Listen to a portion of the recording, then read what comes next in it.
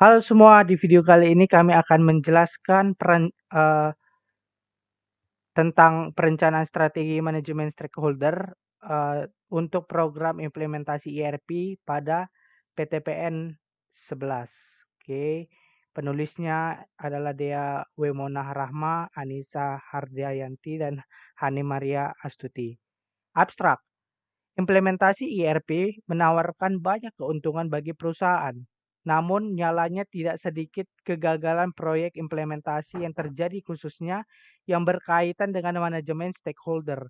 Program implementasi ERP pada PTPN 11 terdiri dari beberapa proyek, multiple project yang belum tentu stakeholder pada tiap proyek sama. Semakin banyak stakeholder, semakin banyak pula sudut pandang yang harus diperhatikan oleh Project Management Office. Minimnya keterlibatan stakeholder dalam proyek dapat memunculkan permasalahan seperti timbul konflik yang disebabkan oleh perbedaan minat maupun perbedaan sudut pandang. Jika konflik terjadi, maka akan berpengaruh terhadap waktu pengerjaan proyek, biaya, dan tentunya kualitas proyek. Metodologi penelitian ini digunakan berdasarkan pada PMBOK 5 dan teknik stakeholder analysis.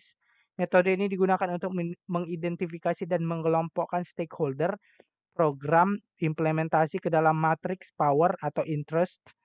Kemudian dibuatlah strategi manajemen stakeholder yang disesuaikan dengan power dan interested setiap stakeholder.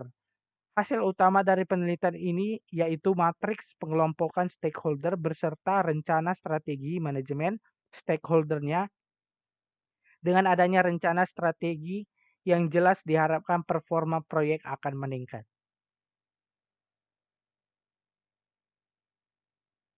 Kesimpulannya adalah, dari penelitian yang telah dilakukan berdasarkan metodologi di bagian sebelumnya, didapatkan beberapa luaran yang digunakan pada tahap berikutnya.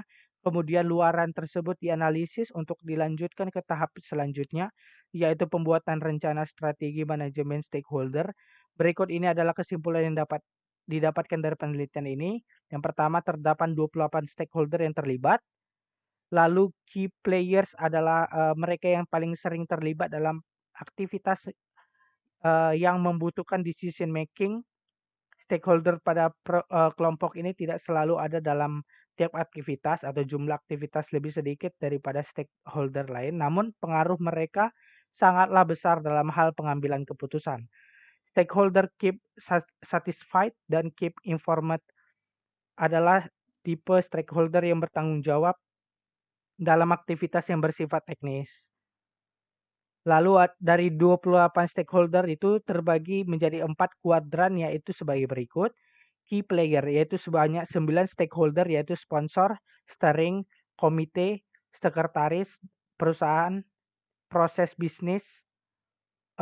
bisnis owner, manajemen proyek implementasi, manajer proyek persiapan data, manajer proyek pengembangan aplikasi, dan manajer proyek pengawasan.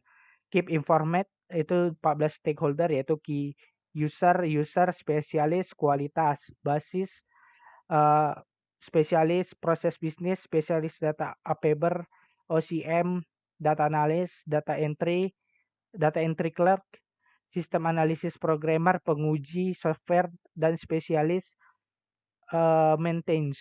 Lalu ada keep satisfied, itu ada 3 orang, yaitu vendor hardware, vendor software, dan juga vendor pengawas implementasi. Yang terakhir adalah minim effect, itu sebanyak 2 orang, yaitu sekretaris proyek dan supplier perusahaan. Lalu yang ketiga adalah strategi manajemen untuk stakeholder yang berada dalam tim proyek yang sama cenderung memiliki kesamaan konten. Dan yang terakhir adalah kegiatan yang sering dilakukan PMO terhadap stakeholder adalah rapat. Melalui rapat, PMO bisa berdiskusi dengan stakeholder untuk membahas status perkembangan proyek, isu, kendala, dan sebagainya. Kegiatan lain yaitu penyediaan sarana, forum, komunikasi di tiap tim proyek.